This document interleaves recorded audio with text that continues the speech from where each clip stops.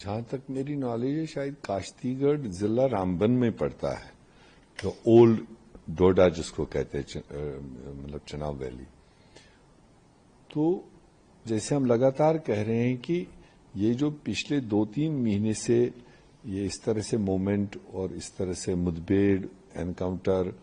और फिर फौजियों का शहीद होना, सिविलियंस का इसमें इन्वॉल्व होना, तो ये एक बदकिस्मती है कि लगातार भारत सरकार गला फाड़ फाड़ के कहती रही कि हमने जम्मू कश्मीर में हालात बेहतर किए, हमने कंट्रोल किए हैं, और मगर पिछले 2-3 महीने से जो ये देख रहे हैं इस तरह की एक्टिविटीज, ये तो बहुत बड़ा सवालिया मतलब सारे तंत्र पर खड़ा हो रहा है। या कहीं न कहीं इंटेलिजेंस फेलियर है, अगर कोई मूवमेंट है, अगर कोई क्रॉस बॉर्डर आना जाना है, तो बॉर्डर हमारे पास बहुत लंबे हैं, मगर इतना सारा फोर्स वहां पर लगा हुआ है, उसके बावजूद ये कहां से एंट्री पाते हैं, किस तरह से अंदर आते हैं, तो ये तो भारत सरकार को देखना चाहिए, क्योंकि लोगों को, देश को गलतफहमी में रखेंगे, गलत बयानबाजी करेंगे। और हमने लगातार कहा कि होम मिनिस्ट्री को, चूंकि अब वो 10 साल से तकरीबन जम्मू कश्मीर को डील कर रहे हैं दिल्ली से, तो 10 साल के अंदर कितने अप डाउन आए और सिचुएशन जूं की तूं लग रही है।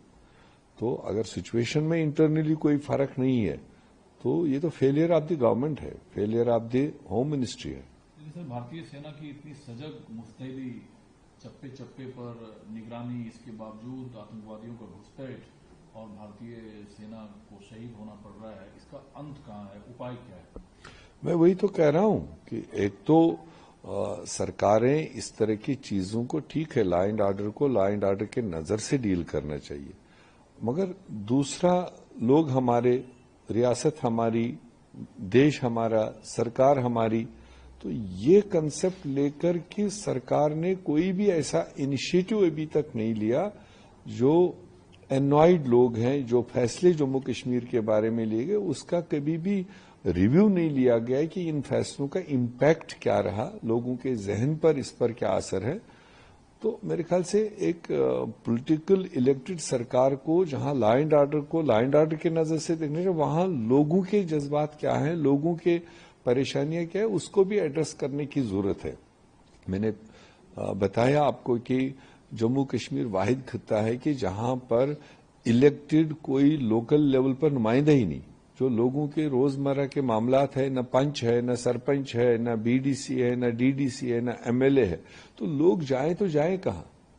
हो सकता है उस सिचुएशन को देखकर कि इस तरह के एलिमेंट पनाह पाते होंगे। अगर लोगों को ऑन बोर्ड लिया जाता, लोग मतलब सरकार के साथ होते,